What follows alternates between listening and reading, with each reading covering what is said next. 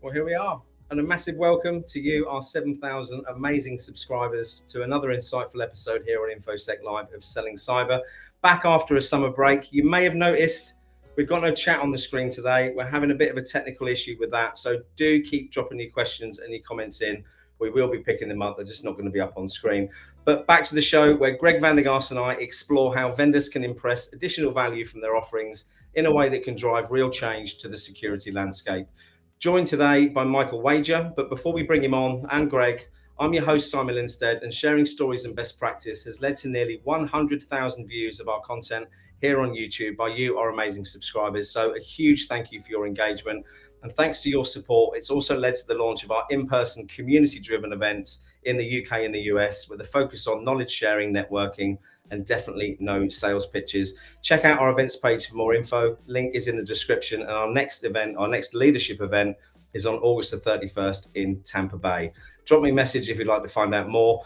But meanwhile, back in the community, we've got study groups, mentor sessions, and regular networking sessions to help you raise your game in cybersecurity. So if you haven't joined already, please make sure that you do. And while we're talking about the community, a special welcome to Alfie Linstead, who now has his feet under the InfoSec Live table as our corporate partnerships manager. Do reach out to him if you'd like to find out more about partnership opportunities. And great to have you on board, Alfie. And while we're talking about partnership opportunities, a very special thank you to Jason and Owen and all the team at Rapid7 for supporting our community efforts and making these insightful streams possible. Our organizations have got great synergy, and we're excited to see how we can collaborate and add more value to the wider security community moving forward. I've got a little QR code if I can find it here. If you want to find out a bit more about their fundamentals section on their website, it's got some amazing free resources on cloud security, vulnerability risk management, AppSec, detection and response. And of course, don't forget about their amazing open source tools such as Metasploit and Velociraptor, helping all of us in the InfoSec community. But if you'd like to support the wider InfoSec Live community, or indeed buy me a decaf coffee for my new Rapid7 mug, we do have a way you can show your appreciation here on our YouTube channel with 3 tiers of membership, allowing you to show your support in any way that you can. But whether you join or not, being here and engaging with our content is what really matters. So if you're watching this live, please do subscribe. Please do jump in the comments. We want this to be interactive, and make sure you get those questions ready. So enough of Simon rambling. Let's find where the button is and let's bring Greg on. Can't find the button now. It's one of those days today. Here we go.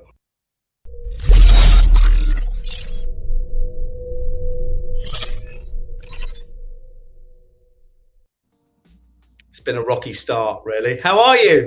Well, it's been ages. How are you? It's been weeks and weeks and weeks. I think the last time we spoke, you were touring around Europe driving too fast and drinking wine. Is that about right? I was Not at the same time, just to clarify for anyone watching. at one point.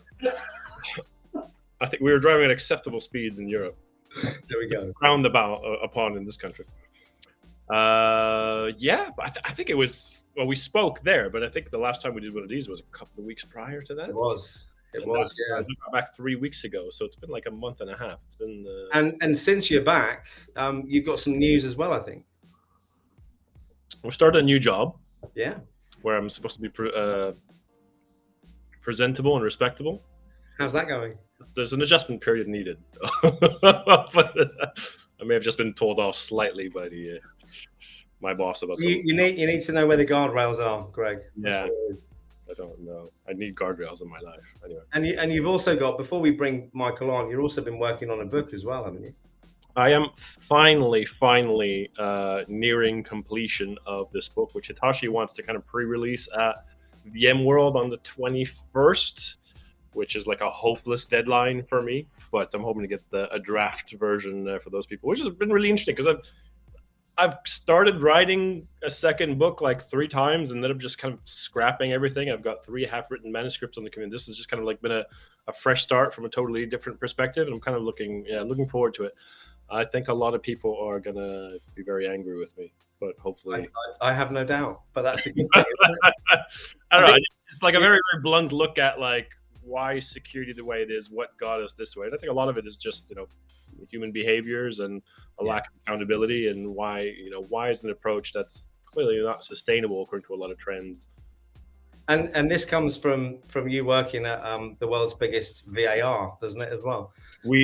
It's funny because not that I'm pointing fingers at VAR. There's a lot of internal chats about that, especially in my team, the office of the CTO. Is like, we really don't like it when people introduce them, like within CDW, introduce themselves that way. It's like, oh, we're the biggest VAR. It's like, we don't want to be a VAR. We want to be a lot more than that. And I think that's kind of my mission, especially from a security standpoint, to go from some place where people are just used to buying kit to actually being the complete opposite end of, well, we'll sell you anything you want security wise, but that truly have like a vision and help people with their strategy and their programs and really achieve outcomes. I'm going to use that word a lot going forward. Is that me being naive and new to the industry? Is that more of a consultative approach then? It's a bit more consultative, although we don't necessarily have the headcount to do the consulting, but I want to have like a lot of thought leadership because people reach out to us. It's like, hey, we want to buy, this platform, this tooling, or EDR or SIEM or this or that. And it's like, well,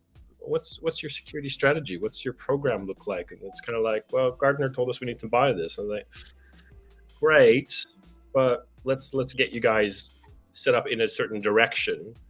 And it's kind of educating the whole sales force and the whole kind of thing that I've been trying to do for the last year, which was get vendors to put out a different kind of message to get more like kind of business strategic value and use their tools in a way that doesn't just firefight stuff, but actually leverage it to fix the problems causing the deluge.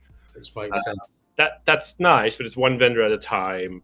Yeah. I'm not necessarily, and I'm doing it at one event for that one vendor. It's not necessarily changing the messaging their internal marketing department is putting out. So CDW is this opportunity to have all these brands of all the things we sell, but you have the CDW brand in front of it.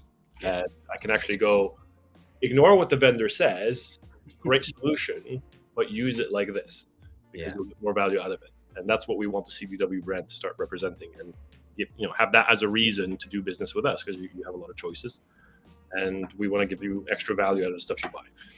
That's exciting times, Greg. I've just noticed a comment there from JJ Davey saying that your previous book was a good one. I don't think that's the actual quote. Where was it? The previous book was a great read. There we go. That was a completely unrehearsed pitch, by the way. Never unrehearsed. We put hours of prep work into these shows, Greg. You just threw me a... So look, let's not keep Michael waiting. Let's see if we can bring the chat back up on the screen. See if it will work now. Let me test. Mike's had an interesting. Hey, well. There we go. It's working now. Test. But okay. Mike, every time we just talked about something between the two of us before this call, we were just online, the three of us, for like 10-15 minutes. Yeah. Mike had something interesting to say and to add to it. He did. And I've even made a note down of what they were in case we've all forgotten when he comes on. So let's play the stinger and let's bring him on. Hopefully it's the right one and not yours again. Hold on. It's not working. Nothing's working. Hold on. Right, my screen is completely frozen now. I'm going to have to refresh. Hold on 1 second. Just juggle, Greg, for 10 seconds. 10 seconds. That's it, yeah. Got it. Mike's on. You look very relaxed, Mike. And hey, what's that? Well, you know, I'm trying to calm the nerves by affecting a relaxed pose. Yeah, I feel like your background should be like a car or driving. Thanks to so it did work as soon as I left. It all ahead of a head. Yeah. Yeah. Yes, Simon. I mean, don't take it too personally. Did the video work? Yeah. Well, from my end. Oh, so it's just me. Those are great juggling skills. See, I missed that. So, Michael, massive welcome to the very clearly well organised and professionally run show.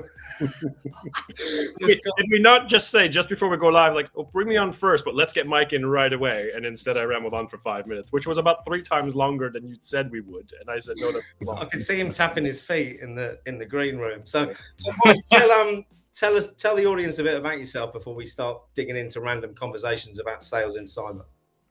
Yeah. Okay. So I'll lead off with the first bit. I'm currently unemployed. But over the last 7 years, I've been in cybersecurity sales. So I started originally in what would be referred to as an SDR role now, just generating opportunities, and we'll get into a bit of what that looked like at the time and how that has changed during the course of the call. And then, by virtue of the nature of the organization I was in and being very fortunate with my line managers and things like that, I was given various opportunities and grew into a role for a GRC software platform, which then gave me a much more in-depth view of the industry. It was quite an all-encompassing role, so I was able to be involved in a lot and see implementations and work with consultants and get an experience of organizations of different maturities and the different kind of programs that they'd be putting in across risk and supplier assurance and all that kind of fun stuff. And that basically ran during that role, and with that platform, I went from SDR through account manager, being responsible for the sales process, and then tying all of those experiences together in what I found out is a customer success manager role, which wasn't a thing I knew existed until I was doing it, and then realized, oh, there's a lot of language around this thing I've been doing. So that was interesting. So that filled up most of the last 7 years. And then the most recent opportunity, I kind of reconnected with some of the leadership team from my previous roles, because the previous company had gone through a couple of acquisitions, with a new opportunity, which was quite interesting. Unfortunately, that hasn't panned out. There's a variety of reasons for that, but we've parted as friends, which is always good, especially in this industry because it's so small. So, even if I wanted to, I wouldn't be bad-mouthing them, but I don't. Just drop it in the private chat. Drop it in the private chat. Yeah. And then that was in the training and the certification industry, for the more specifically in the pen testing, the cybersecurity, cyber technical assurance area, which was something I hadn't previously had. Is that like CBEST and stuff like that, or? Yeah, along those lines. So CBEST is if I recall, is a CREST standard, which specifically relates to the financial industry. But I worked with a company called the Cyber Scheme. They and CREST both provide certification to the Czech standard, which is the level of technical assurance you need to be able to do to work on government systems, essentially. So that's where I have been, and now I am free as a bird. So do you know where you're flying off to next, or is this Michael's open for work conversation? TBD. I am in the final stages of a process with a different GRC platform provider. They're building their presence in the UK. It is a GRC CSM role again.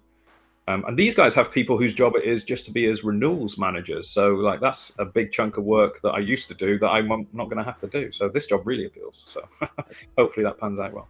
Fingers crossed. Greg, let me give you the floor and I'll be quiet for a few minutes. How about that? I just wanted to jump in because I'm trying to remember. I mean, we first started talking about doing something on this together, Mike, 3 months ago, 2-3 months ago.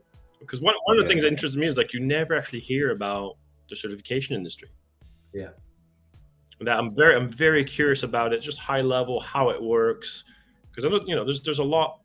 I mean, there's this kind of like check certification of businesses. There's also like so many certification, and this might not be your area, but just all the security skill certifications. That's a bit of a market/racket. There's some new ones out there as well. Yeah. And there's, I used to have, the CISSP and the ISSMP, AEP, AP, all the CISA, CSM, all CG, EIT, and all the Cisco stuff, and loads of these things. And now people have certifications like, I don't even recognize what that is.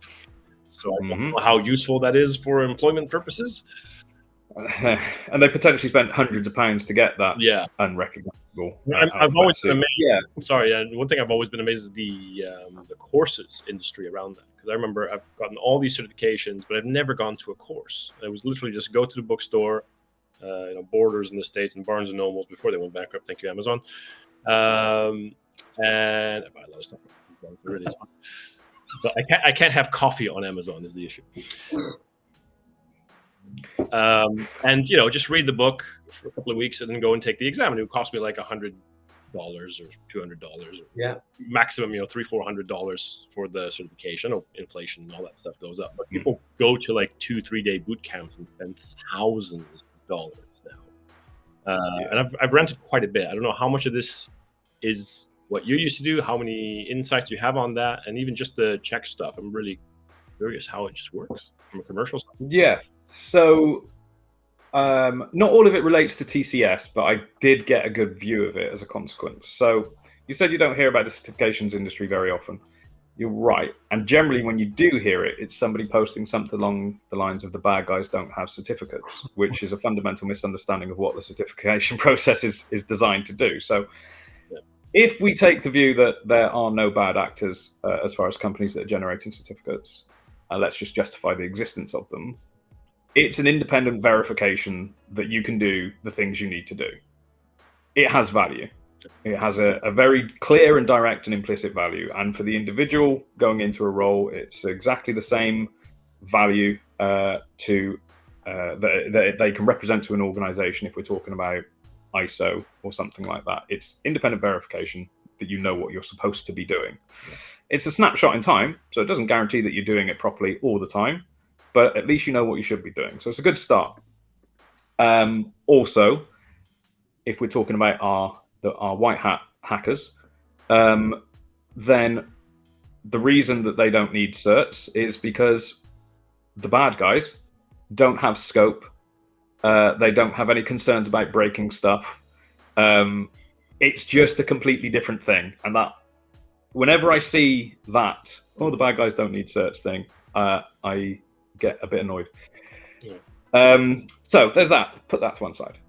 Yes, there are bad actors, arguably, that obviously I'm not in a position to name, as far as creating certs that don't represent value to the individuals that are trying to build a career and that are using them to build that career. There's a couple of good YouTubes that I came across recently, of guys. I think one guy's called Mad Hatter, but basically going through the certs, kind of ranking them for the difficulty and the relevance. And that was some really useful content for the people that are out there that are looking to plot a path through. And more recently on LinkedIn, I'm going to forget the person, which is annoying, but I do remember a gent called Lindsay Thorburn who works with, I think it was the 5 till 9 security is his separate thing. Six Sigma, is it? Something like that? So I think he is Six Sigma, but that's just a project management thing. But They plotted three key certs, basically. If you're going to go for 3 certs, these are the 3. You get this one for an introduction, and then this is going to get you into an intermediate level, and then you go there. It's like a zigzag up the tower of like hundreds of certs. So that's useful as well. And at some point, I will find that link and I will share it with you, and you can share it with your community because it'll be useful for those guys. I like JJ's modest interpretation of the industry. I'm sitting here thinking, Michael, that what you're saying makes absolute sense, but I'm also sitting from the other side of the fence, where I know a lot of people who spend a lot of money on these so-called great certifications and get absolutely fucking nowhere when it comes to getting a job. And as for, this is me again playing devil's advocate, as for someone saying these are the qualifications you need to break in at different parts of the industry, I think that's everything that's wrong with it. Everyone's journey is completely different. I was just going to say, so that's the next bit. People put in lists of crap for you to look at if you want to break in. It's another pet hate. I'll be quiet now. I did promise that I'd be quiet. So. I think the no, that's fine. So that is true. So the context, the roots in, absolutely, that is key. But this is something that the guys at the Cyber Scheme are looking to work on, and it wasn't under my remit, so my knowledge base is limited on it. But everywhere you look for how to get into cybersecurity, it is just that wall of certs. And no guidance about, or no way really, of identifying which of those 30,000 pathways is appropriate for the individual. That's what we need to work on. When it comes to this, the broader, bigger conversation about closing the cyber skills gap, which again is multifaceted, and is there a gap, or is it just the wrong skills? You know, there's plenty of bodies, but do they know the wrong stuff potentially? It's because they're all getting told to pass fucking certifications that don't help with no practical skills. Exactly. And they're getting the certs that have got the biggest marketing budget behind them. But that's a problem when we're talking about tooling that organizations are having to buy, and that's what Greg will be dealing with, and or we can get onto again later as well. Like it's disheartening when you see a successful marketing campaign lead a lot of people in the wrong direction. Yeah, can you hold that thought and interject? Because what you said before about the certificate, like the difference between the criminal black hat hackers and the white hat one, I think that's a really, really good point. It's actually something I'd not really thought about ever, is the fact that if you are working for a business and that's your employment, you have rules to abide. You have to understand, impacts and criticalities and things like that. Yeah, you do. You have to have almost like I wouldn't quite call it a level of business awareness, but it's analogous to that. You have to be aware of how those things work together and to protect the business from the potential impact you might be bringing to the business. And that's, weirdly enough, it's not quite it, but it's very analogous to what I think is missing in most cybersecurity training. It's all tech. There's very little business context in it. There's very little like how does infrastructure work, as a whole? How do departments work together? I've actually been having some discussions with some customers at CDW, and one of the most common things I hear from CIOs and other like senior executives, like, my security people don't play nice with other people. They don't play nice with departments.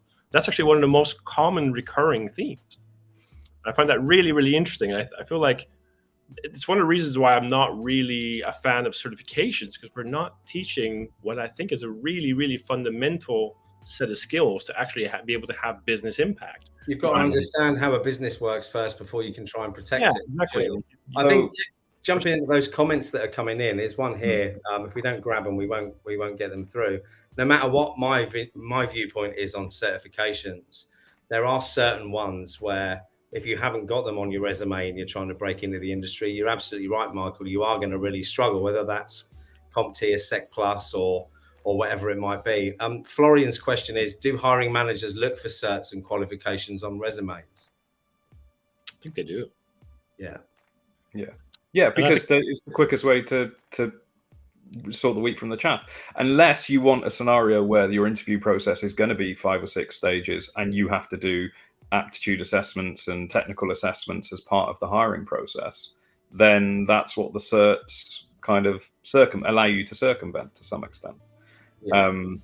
So as far as I'm aware, yes. Whether the job job description, job advert included the relevant certs is a separate issue, because the everyone needs CISSP, even if they're entry level, right? Well, yeah. That one that you need 5 years of experience for, yeah. More sometimes see like it's a pen testing position, but they want you to have a CISM or a CISA or even like a project management certification. Like they're literally just stacking, like they have no idea what these certifications are. They're just throwing them into the job description, and that's the one that really gets me.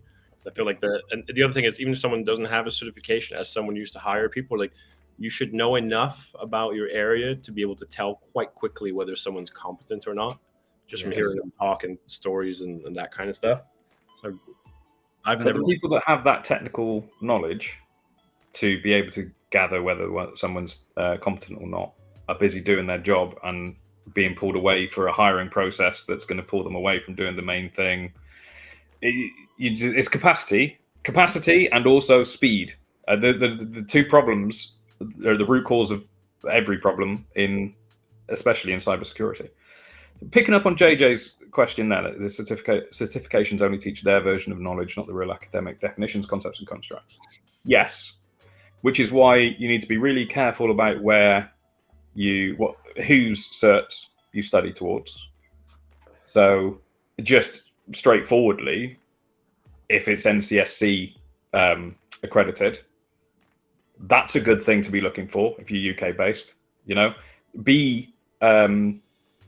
Be conscious of it. You are swimming in anything where there is somebody somewhere who's going to be making money. You're swimming in shark infested waters, aren't you? Right. So you've got to be careful.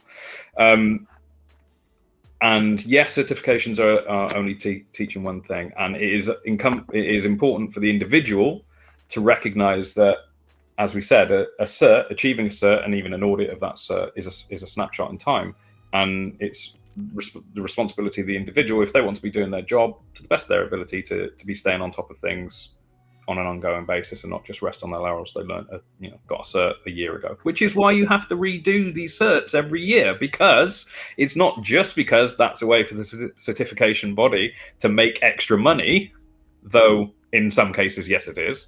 But it is a point that you are then reaffirming that you are on top of things. The industry moves so quickly that even an annual assessment for certain technical exploits and things like that is you're behind the times, So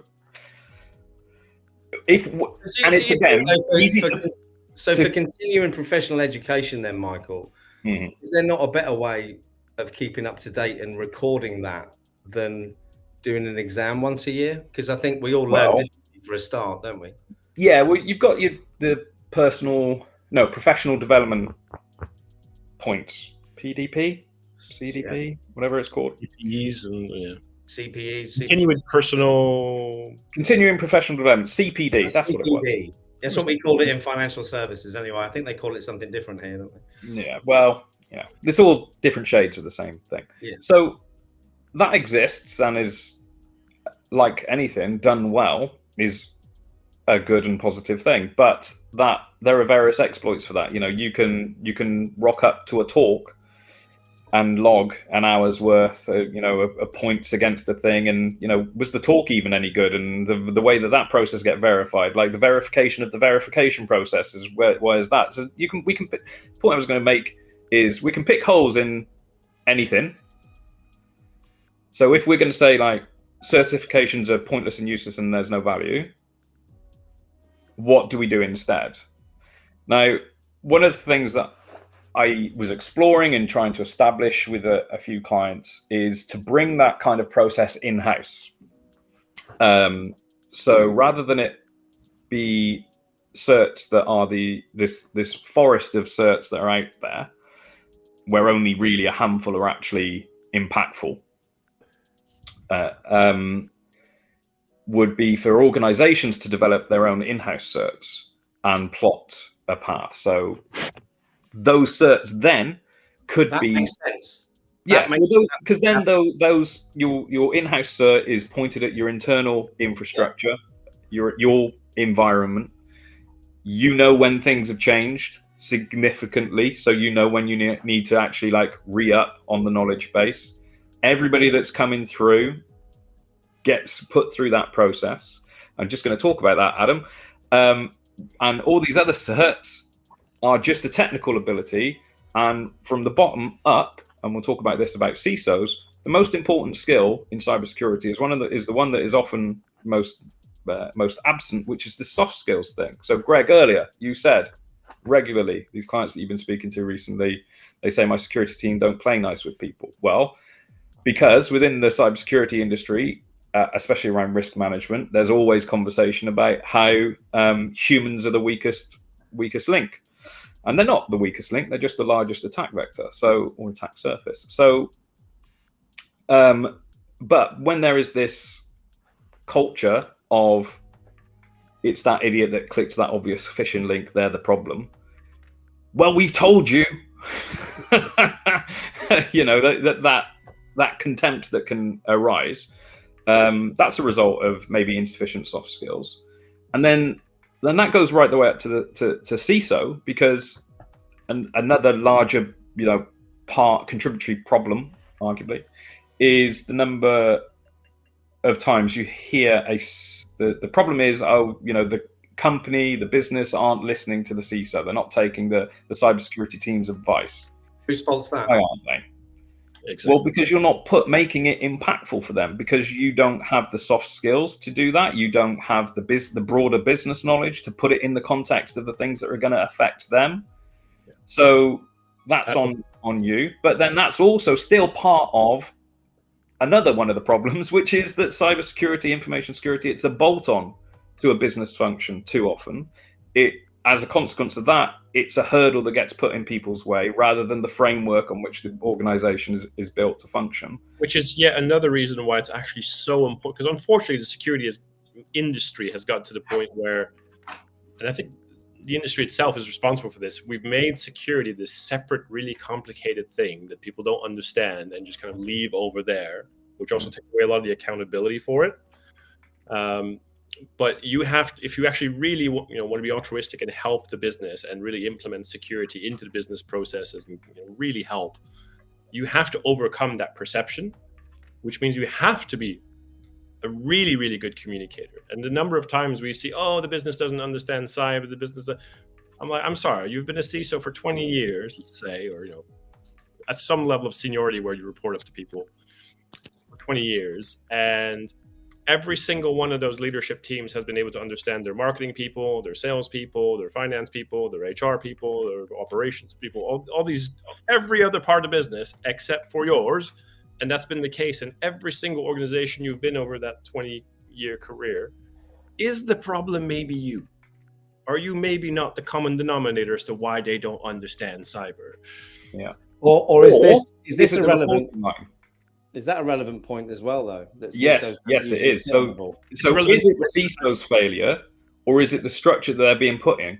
Because I ran a survey, thanks to the wonders of LinkedIn, a little while ago, and basically surveying who should a CISO report into. And overwhelmingly, the CEO was the response. And second place was the chief risk officer. I think that was my answer, actually, when I did your poll. Yeah, there we go. That counts. I'd accept that one. Right. But the reality is, very often, the CISO is online to a CIO or a CTO. Now, just to take the CTO option, right? What they're targeted on runs completely counter, often, to the advice that a CISO might give. The solution comes in, the CTO needs to put something in place, satisfies budget, etc., and so forth. But we need to do XYZ thing to ensure its security. Yeah, but then I'm not going to hit my delivery date, or I'm not going to hit my budget target, etc., and so forth. So we can say it's the CISO's fault. Is it the structure that they're put in? Probably a bit of both, because a number of CISOs come through a technical pathway. So not to lean too heavily on generalizations, but if you've got a technical grounding, there's a reason you're wired that way. And in general terms, people that are wired that way aren't necessarily the greatest of communicators. So, it's a problem that just kind of keeps feeding itself. So, I think you need those communication skills to be able to overcome that barrier. Yeah, absolutely. So where's the certs for soft skills then? Well, funny you should say that. There's a free soft skills course in my community, Mike, that I put together. Really? That was an accident. I did not know. But there is no certification with it. And I think Adam Dennis, who's watching this, Adam's based in Antigua, and we're now planning Antigua Con 2024, because why not, Greg? Right? Someone just called me Chris Martin. Chris Martin. But I think it's not just the social skills. The LinkedIn block feature. I'll be right back. I can block them from the chat. It's fine. Well done, JK. Brilliant. There's a dearth of social engineering qualifications out there as well, which relate perhaps to those soft skills that are a little bit lacking. But there's another comment there that I want you guys to address, if that's okay, from Saltama. They say there's a huge demand for security professionals. Is it for actual core cybersecurity jobs, or something along the lines of secure programmers? From your experience, you two, what do you feel the answer to that is? Hacker seems forensics is not really a job. I mean, there's a lot of demand for developers. I think there's surprisingly little demand for secure developers, which kind of sucks, because you end up with a lot of product and infrastructure and engineering stuff that you didn't have to secure in hindsight, which is very complicated. Do you think with the recent proposals in the US then that we might see more work for secure developers, or DevSecOps as they call it, I think? Yeah. I wouldn't say DevSecOps is the same thing as secure developers. DevSecOps is a cycle that you need because you don't have secure developers and you have to keep correcting the issues. We'll see more of that then. Yeah, people call that shifting left. It's like it's not really. You've got the whole chain. That's a little circular thing there. Just making sure you've done things properly. that's what DevSecOps is. And don't rush it. Validation. Make sure you check the quality of the work that's been done at various stages. Sign it off that yes, it's okay, and then build on the next one. Is that the point? The principle, it again speaks to the same kind of thing. Is that have a secure foundation, have a solid code base that you're working from. Don't be in a rush pulling code from GitHub that you don't have time to But is it not the marketing genius from those with SAST and DAST tools who keep saying shift left, but please stay within the pipeline so you can use our tools? Is that not? I never quite grasped. I heard developers, so you no longer need these tools. But then again, you need those tools to spot which skills your developers might be missing. There we go. And when we're talking about tools, so vulnerability assessments and whatnot. When's the last time anyone tested their scanning tool? How often do you pen test your? I'm completely blanking on names of examples now. Bloody hell! Don't say rapid seven. Whatever. Don't say rapid seven. Why not? I'm sure they are completely secure. I'm sure. But that's another thing. So that's one of these gaps in the process that just perpetuates a problem.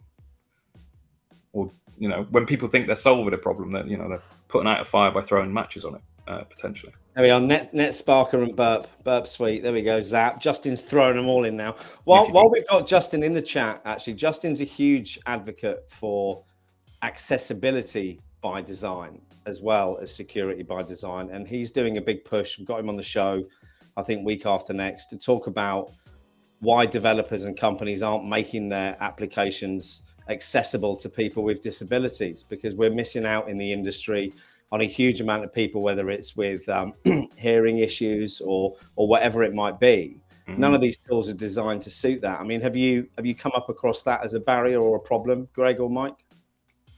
So when I was working with the previous GRC platform, a good point was made about the color palette within the platform. So if you're like colorblind, then your stereotypical risk matrix color scheme is not particularly helpful for you. I mean, you should know that up here is really bad and down here is really okay, but little things like that are good to consider. And that is actually that diversity, equality, and inclusion is a really good subject that I mentioned. Is that why the BBC is now portraying 13 degrees as red hot, red in color? It's impactful.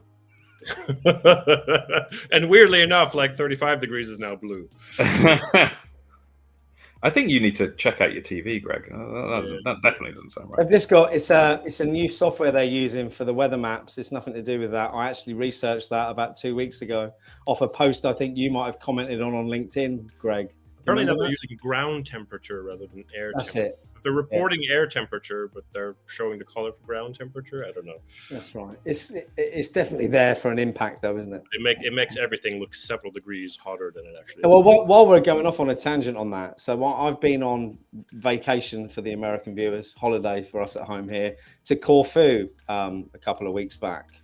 And my wife and I were this close to cancelling that holiday to go somewhere else because of all the media representation of the fires that have been happening there. Now, I really feel for anyone who's been infected by these fires throughout the summer, especially the ones in roads, which were rampant. But I think the figures were 9 out of 10 of these fires were started by human beings, not by global warming. And when it comes to the ones in Corfu, they have these fires every year, but they're not normally reported on. Yeah. But because of what was going on in roads, they blew it up out of all proportion. And we know lots of people who cancelled their holidays off the back. I'm just having a dig at the media, is what that comment was. But this is actually quite valid, I think, in terms of. So I've been commenting on this stuff. Oh, you're a climate denier. I'm not a climate denier. I'm against the weaponization of climate hysteria to further economic and political agendas. The people sending like footage of forest fires out of control. There's nothing normal about this. And I'm like, well, okay, I went to the government website for the stats, and the overall average trend for forest fires is down. So that problem was triggered by news needing to become entertainment. Yeah, exactly. Suddenly ratings mattered. Yeah. And that alarmist FUD, fear, uncertainty, doubt, that kind of thing. That links back nicely to this industry.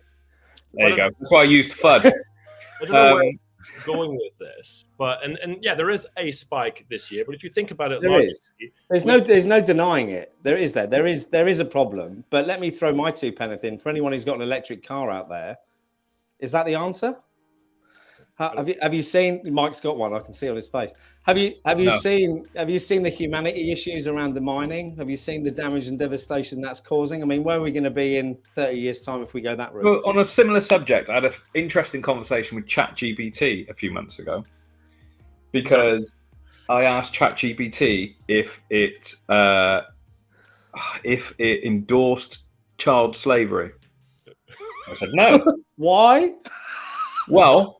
Because then I asked it, does it accept that its existence requires microprocessors, the computers, the networks, etc., on which it exists? And then it accepted that. And then for those things to exist, you have to mine precious minerals. And I'm completely blanking on the country now, but the country in question is renowned for child slavery.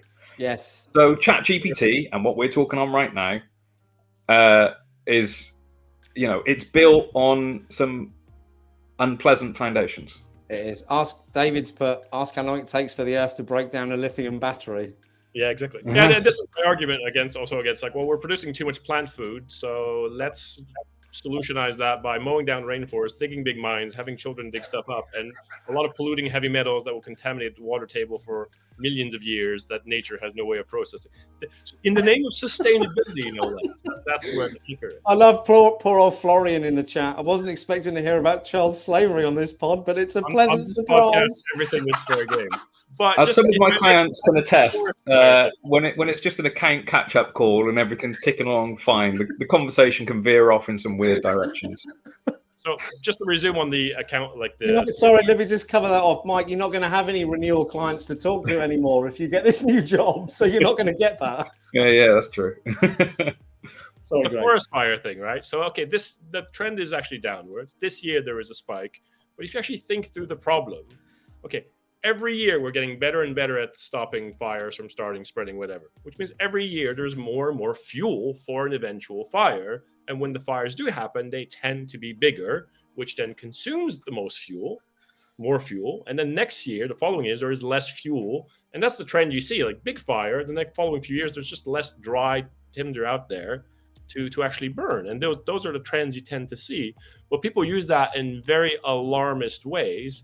And there's a lot of security industry analogies in there, which I had in my head 15 minutes ago when I started this story, but I've since forgotten.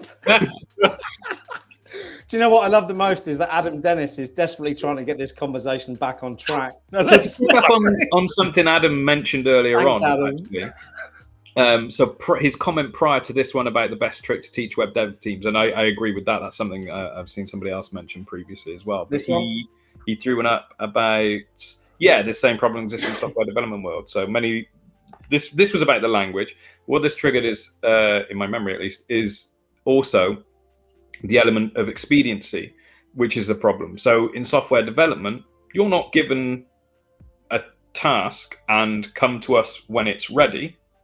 You're given a task and have it done 5 minutes ago, which is why DevSecOps is a process, a framework that everybody knows about and very rarely is able to be followed. Because if you follow that process properly, you're not going to turn these things around in 2 weeks. Yeah. That's why you have these releases, and very often you release it and you wait for the audience to flag that there's a problem and then you fix it with a patch and hope that the good guys tell you about it before the bad guys have.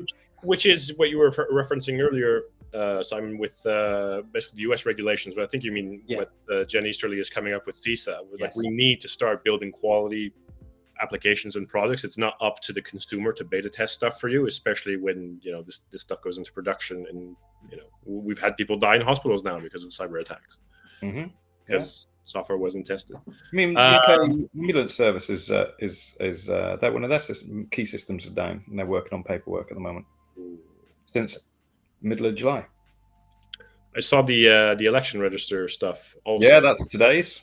Apparently, that was last October's from what the story says, and they've had access since August 2021. Yeah, how much for the speedy reporting they expect of us? Yeah, I know. It's crazy, isn't it? Yeah. Leading by example. That's what that is. I've got a couple of things on my list here. We've got 10 minutes left, and we haven't talked about cold calling yet, Mike. Okay, yeah. Oh, yeah. So that was something we touched on before. So what I was saying is, when I started originally in the industry, and as I said in my bio, I knew nothing. I didn't know anything about cybersecurity, and I hadn't really done sales for about 10 years prior to when I started at IRM. And just as a quick sidebar there, when the hiring manager asked me why he should take the risk on me at that point, I said, well, I'm married, I've got a child, and I'm trying to buy a house. I've never been more motivated. So that's the right answer for a sales job, right? Anyone that's trying to secure a sales job, keep that one in your pocket. I've got 6 cars on finance, 3 mortgages, 2 wives, and 20 kids. Yeah. yeah. I've made some mistakes. You're targeted. So at that point, so this was 7 years ago, and I was given industries to approach, and kind of that was it. A spreadsheet, Zoom info, a LinkedIn, and essentially I was building my lists manually, and I was getting the numbers and emails and things like that, proper old school way. And I had success there, and that's why I ended up going onto the Synergy platform. I was getting a hold of the right people and having these broader GRC conversations. There's no way you can't approach the cybersecurity industry like that now, because the sales industry got really good at automating those kind of processes. And because pipelines are really difficult to calculate, they go, well, if we have 100 conversations, we'll make 100 calls, we'll have 10 conversations. 2 of those should turn into a meeting. 1 of those will turn into a sale. So if we have 1,000 conversations, and there's 1,001 platforms that get millions of pounds worth of funding based on that, essentially that formula. So as a consequence, everything gets automated. Guys like Greg, when they're gainfully employed, are spammed to high heaven. So cold calling is damn near impossible. There's very few CISOs that have a number available. Similarly with email, getting through on a cold email, that's a challenge. I think if you approach it in the right way, you can do with the messaging. You get the right subject line, but content of the email. But it's really timing. a well-timed bad email will get a response that a badly timed really good email that LinkedIn says, oh, this is what an email should look like, wouldn't. And also, just for everyone out there, most of the advice that you get as a salesperson on LinkedIn for cold email structure is terrible. It is terrible. Mike, can I can I ask you for a favor then? So Alfie is watching this today. Alfie's my oldest son. He's 24. He's got lots of experience with people, no experience with cyber, but he's just come on as our corporate partnerships manager for InfoSec Live. And he's on this steep learning curve as to what cybersecurity is all about, which is one of the reasons he's watching this today. So he's studying for, just get a couple of cert names in there while we're at it, studying for ISC squared certified in cyber for 2 reasons. 1, it's free. And 2, it gives you like a broad overview of all the bits within the industry. For someone young coming into the sales part of the industry, what would your advice be for him? Run away, apart from that. So I would say, so there's a guy called Jeff Molander who is on LinkedIn. Communications Edge is the company name. And they approach to sales generally, so not cyber specifically, but sales generally, and cold email outreach, more to the point. It's not about templates. It's about understanding the approach, understanding how language works. I would suggest he follows Jeff. Firstly, for anyone that's in sales, look that up, because that's about thinking about the process, not about taking somebody's template and just replicating it and spamming. It's not about spam. It's about targeting appropriately and quality of messaging, getting relevant as soon as possible. So that. As far as cyber specifically, increasingly I think you need to know you need to know your subject. So putting in the effort to have a decent grasp of risk management, because that is at the heart of everything. So focus on risk management aspects, because everything else should be feeding into that. Even if they're not, if you can come from a place of knowing what good should look like, then you can help people more effectively. But also, and this is again true for any sales process, wind your neck in. There's no way you know more than the person that you're approaching. So ask questions. The more information they give you, the more information you can then take into your next meeting, in your next conversation. And 2, the greater an opportunity you will have to find the thing that you can help them with. Now, it's all about using these rather than that. Yeah, well, I mean, years and years ago when The Office was still late night on BBC Two and nobody knew about it apart from me and my cousin, I had a manager who once used the phrase, "We've got a reason, we've got one of these and 2 of these," and then couldn't think about what he wanted to say as the rest of that statement. It was really cringe, and I was like, "This is a David Brent moment." I had nobody to tell about it until 2 days later when I saw my cousin. That's an aside, but yes, it is about asking questions. And I've spoken previously with, if you do get somebody engaged, so CISOs, not the most open, always, for many justifiable reasons, but one of the common kind of rejections you'll get is, we're on top of it, as an SDR or somebody outreaching. Well, then you can be like, they stonewalled me, and move on. Or you can ask the question. And the next question to ask in that scenario is, well, what does that look like? Because they either want the conversation to end and you to get out of their life, in which case they're not going to give you any more information. So you've at least verified that it was a dead end. Or they want to tell you how brilliant they are. We've all come across those people, and it's not necessarily an arrogance or thing or an ego thing. It's everyone likes talking about themselves, Mike. Well, yeah, I mean, everybody does. Again, that's a human nature thing, and that's why I mentioned like Communications Edge and what they do.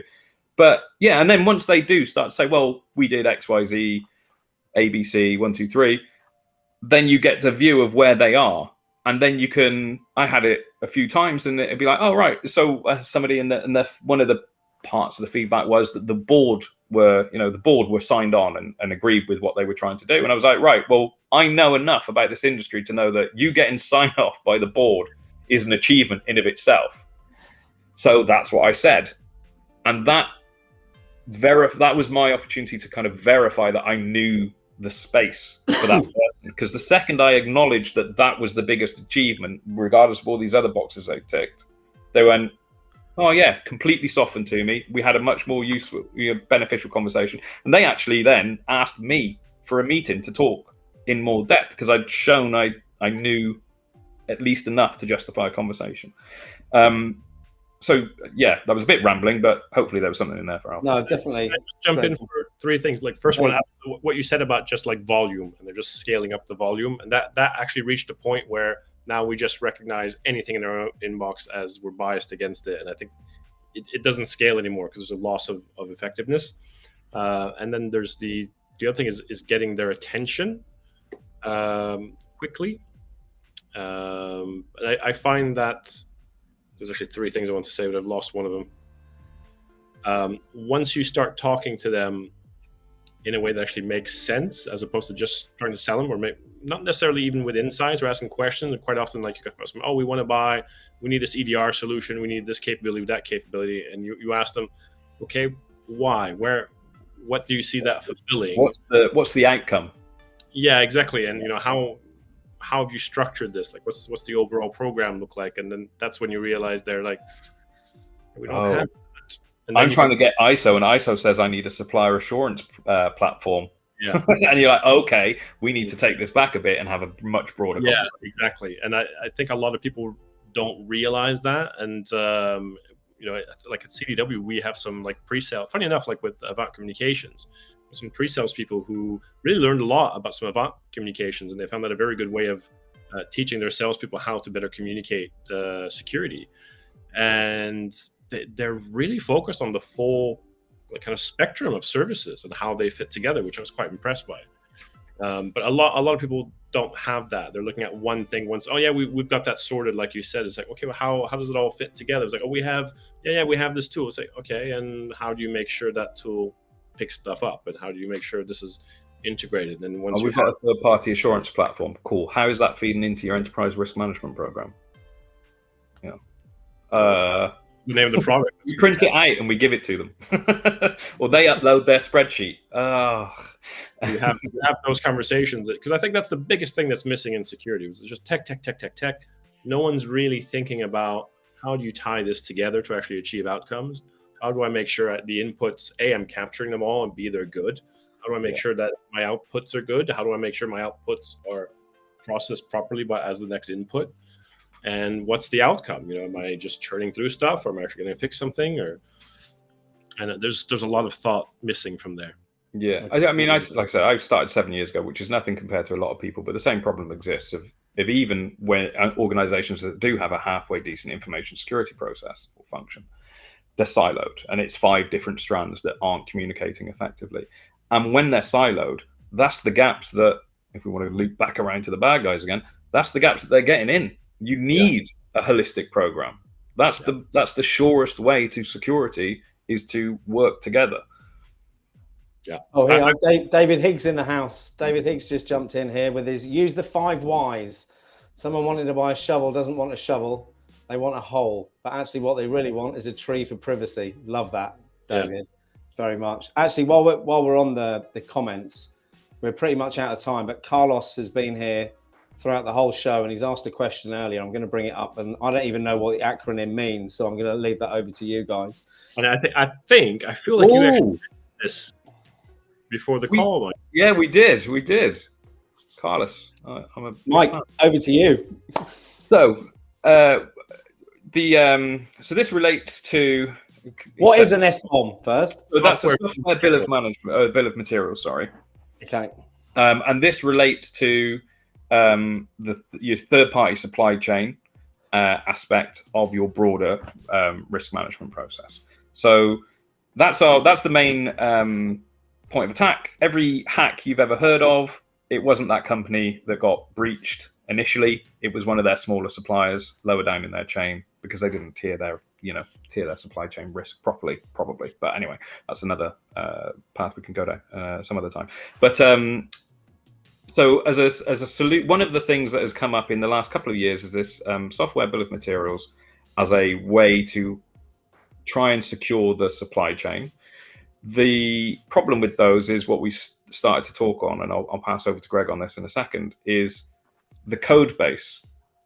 If it's been turned around really quickly and the code's been pulled from GitHub or something like that, then if the process of clarifying that code is safe and secure and not dirty hasn't been followed appropriately, it hasn't been quarantined initially before being used by the team, then it's just been built with dodgy code at the bottom of it. There's backdoors in there. So the software bill of materials isn't going to shine a light on the fact that there are backdoors there if that initial process hasn't been done properly.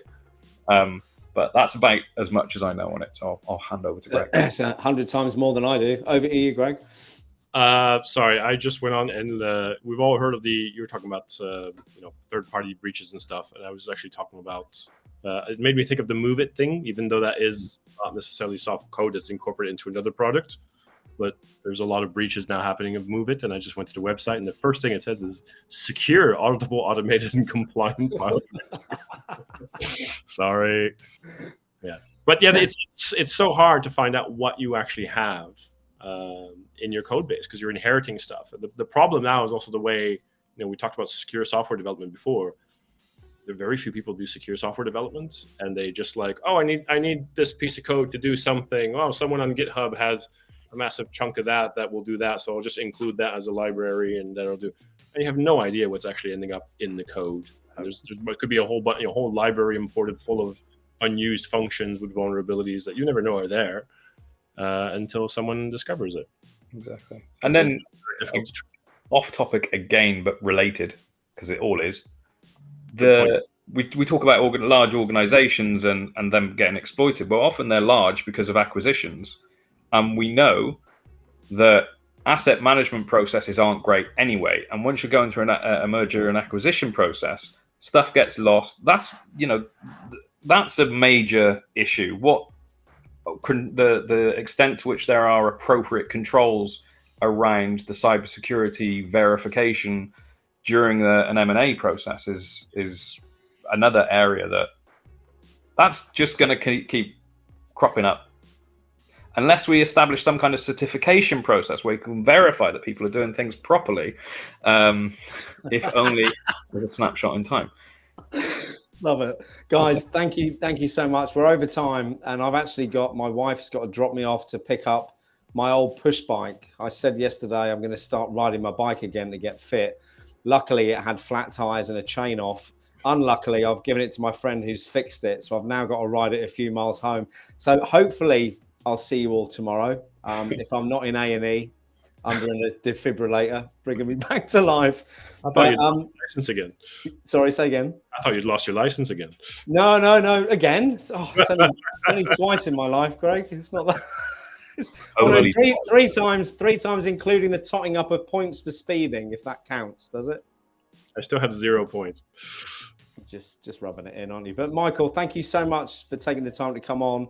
Hope to catch up with you soon. Greg, I hope we can catch up tomorrow if you've got some time, because it's been too long and we've got loads of things to catch up about. Yeah. But everyone in the audience, thank you so much for all your questions. A couple of quick things before we go. If you haven't checked it out, that's Rapid7's website, link to their fundamentals page. Lots of resources for learning and stuff on there. And this one here is to join the community. As Michael very nicely teed up earlier, we have got a free soft skills course in there if you want to help improve your soft skills. So do please join.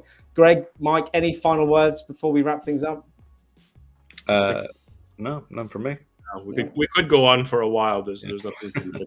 We could, couldn't we? We'll have to do it again, definitely. I've just got to find the outro video now. Then have a great evening, everyone. Good to see you. Take care. See you soon. Bye. See ya.